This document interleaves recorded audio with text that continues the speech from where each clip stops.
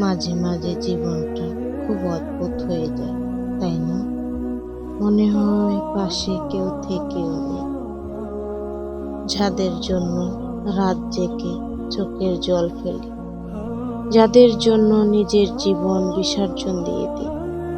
সময় হলে তারাই একদিন বুঝিয়ে দেয়, তুমি আমার জন্য কি করেছো।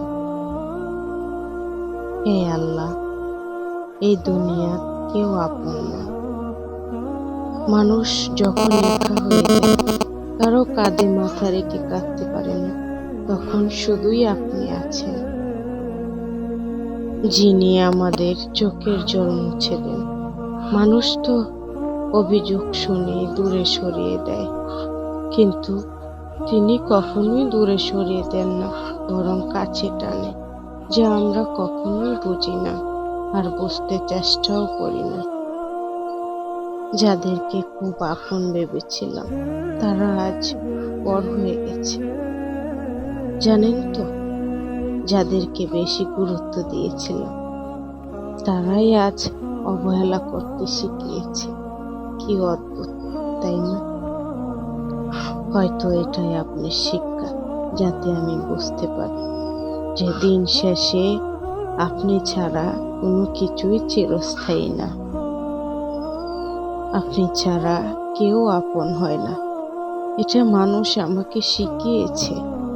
সবাই ছেড়ে গেলেও আপনি কখনোই আমাকে ছেড়ে দেন না। শত অন্যায় করার পরেও আপনি আমায় কাছে টেনে নেন। এটাই তো ভালোবাসা, তাই না?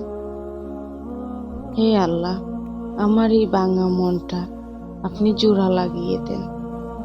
যাদেরকে ভালোবেসেছিলাম, তাদের উপর আমার কোনো অভিযোগ নেই, অভিযোগ তো শুধু নিজের উপর। কেন আমি মানুষের কাছে শান্তি খুঁজেছিলাম।